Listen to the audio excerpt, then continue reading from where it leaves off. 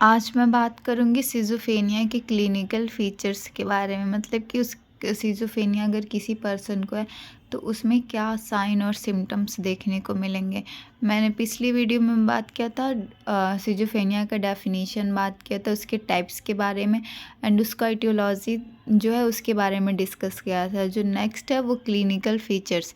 Clinical features जो है ब्लूलर के अकॉर्डिंग ब्लूलर जो थे वो 4A के नाम पे क्लिनिकल फीचर्स ब्लूलर ने प्रोड्यूस किया था। जैसे कि फर्स्ट जो है अफेक्टिव डिस्टर्बेंस, सेकंड जो है ऑटिस्टिक थिंकिंग, थर्ड जो है एम्बिवैलेंस, फोर्थ जो है एसोसिएटिव लूजनेस। अब अफेक्टिव डिस्टर्बेंस मीन्स क्या होता है? अफेक्टिव डिस्टर्बेंस मीन्स ये होता है जो पर्सन होता है वो एप्रोप्रिएट इमोशनल, उसका जो एक एग्जैक्ट इमोशंस होता है वो शो नहीं कर पाता है। Inability to show appropriate emotions, person के अंदर जैसे कि जो वो फील कर रहा है वो एग्जैक्ट वो शो नहीं कर पाता है, उसके अंदर ये इनएबिलिटी रहती है, तो उसको हम लोग अफेक्टिव डिस्टर्बेंस कहते हैं। नेक्स्ट जो है ऑटिस्टिक थिंकिंग। ऑटिस्टिक थिंकिंग जो है एक टाइप का थॉट प्रोसेस होता है। इसमें जो इंडिविजुअल जो रहता है वो अनेबल होता है रिलेट करने में दूसरों से और इन्वायरमेंट। जैसे कि कोई भी इंडिविजुअल है जिसको सिज़ोफ्रेनिया हुआ है तो वो क्या करेगा, वो अब खुद को इन्वायरमेंट से रिलेट नहीं कर पाता है। मतलब उसके अंदर ये एबिलिटी नहीं होती है कि वो दूसरों से और इन्वायरमेंट से वो खुद को रिलेट कर पाए। इसको हम ऑटिस्टिक थिंकिंग कहते हैं। एम्बिवैलेंस एक टाइप का कॉन्ट्राडिक्टरी होता है। इसमें क्या होता है कि पेशेंट जो होता है वो अपोजिट इमोशन शो करता है। जैसे कि अभी जहाँ उसको स्माइल करना होगा वहाँ वो रोने लगेगा, लेकिन जहाँ उसको रोना होगा वहाँ स्माइल करने लगेगा। तो पेशेंट कंफ्यूज्ड रहता है कि क्या करे क्या ना करे। मतलब कि पेशेंट अपोजिट इमोशंस शो करता है। एसोसिएटिव लूजनेस मीन्स ये होता है कि inability to think logically. Person के अंदर जो रहेगा उसके अंदर ये एबिलिटी नहीं होती है कि वो लॉजिकल जो थिंकिंग है उसको थिंक कर पाए। मतलब कि वो लॉजिकल थिंकिंग नहीं कर पाता है, उसको हम लोग एसोसिएटिव लूजनेस करते हैं। ये 4A जो है इसको प्रोड्यूस किए थे ब्लूलर ने। बेसिकली ये बहुत ज़्यादा एग्ज़ाम्स में पूछा जाता है, ब्लूलर 4A। नेक्स्ट जो दूसरा साइन और सिम्टम्स है ये है पॉजिटिव एंड नेगेटिव साइन और सिम्टम्स ऑफ सिज़ोफ्रेनिया।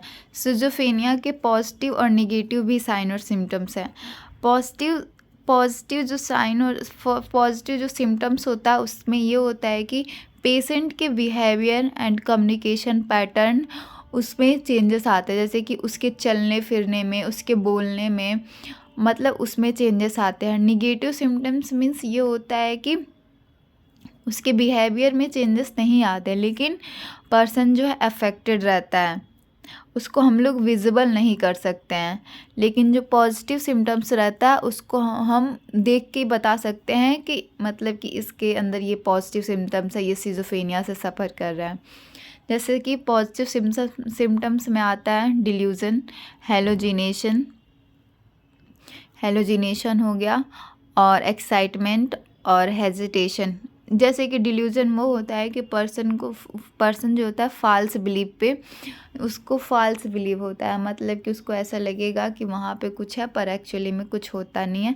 हेलोजिनेशन में ये होता है कि सामने कोई ऑब्जेक्ट है, जैसे कि वहाँ पे रस्सी रखी हुई है तो उसको सांप लगेगा, तो ऐसे ऑब्जेक्ट प्रेजेंट रहता है लेकिन उसको फॉल्स बिलीव रहता है। और डिल्यूजन में ऑब्जेक्ट प्रेजेंट नहीं रहता है फिर भी उसको फॉल्स बिलीव होता है। एक्साइटमेंट और एजिटेशन, बहुत ज़्यादा एक्साइटेड होता है, उसके अंदर एजिटेशन भी होती है। और एग्रेसिव बिहेवियर देखने को मिलेगा। सस्पिशियसनेस देखने को मिलेगा।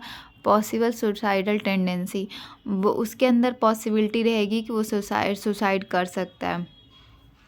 एंड निगेटिव सिम्टम्स में जो है अफेक्टिव ब्लंटिंग, या फिर अफेक्टिव ब्लंटिंग देखने को मिलेगा। एवोल्यूशन एपैथी में यह है कि लैक ऑफ इनिशिएटिव, मतलब कि वो उसको कुछ भी काम करने में कोई भी इंटरेस्ट नहीं आएगा, मतलब उसको कोई कुछ भी बोलेगा उसका मन नहीं करेगा करने का। अटेंशनल इम्पेयरमेंट, अब जो उसका एक हम लोग का अटेंशन होता है तो वो उसको अटेंशनल इम्पेयरमेंट होगा, वो किसी भी चीज़ पे फोकस नहीं कर पाएगा। एडोनिया में ये होता है कि इनएबिलिटी टू एक्सपीरियंस प्लेजर, मतलब कि वो पर्सन कुछ भी करेगा पर उसको फील नहीं कर पाएगा, मतलब कि उसके अंदर ऐसी एबिलिटी नहीं होती है कि वो जो कर रहा है उसको फील करे। एलोजिया में क्या होता है कि लैक ऑफ स्पेस प्रोडक्शन, उसके अंदर लैक ऑफ स्पेस प्रोडक्शन देखने को मिलेगा। ये इसके निगेटिव सिम्टम्स है और ये पॉजिटिव सिम्टम्स है। बेसिकली सिजोफेनिया में ब्लूलर 4A पूछा जाता है and positive and negative sign और सिम्टम्स ऑफ सिजोफेनिया। तो क्लिनिकल फीचर हो चुका। अभी अगर हम देखें तो बहुत सारे क्लिनिकल फीचर होते हैं, जैसे कि थॉट एंड स्पीच डिसऑर्डर के अकॉर्डिंग देखें तो उस पर्सन में ऑटिस्टिक थिंकिंग देखने को मिलेगी, लूजनिंग ऑफ एसोसिएशन देखने को मिलेगा, थॉट ब्लॉकिंग देखने को मिलेगा, न्यूअलिज्म देखने को मिलेगा, मतलब वो नया वर्ड फॉर्म करेगा जिसका कोई मतलब नहीं होता है।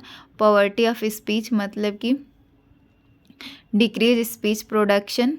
पॉवर्टी ऑफ आइडियाज़, उसके माइंड में आइडियाज़ नहीं आते हैं। ये सारी चीज़ें देखने को मिलेगा। लेकिन बस बेसिकली ये जो Bleuler 4A and positive negative sign और सिम्टम्स पूछा जाता है सारे एग्ज़ाम्स में।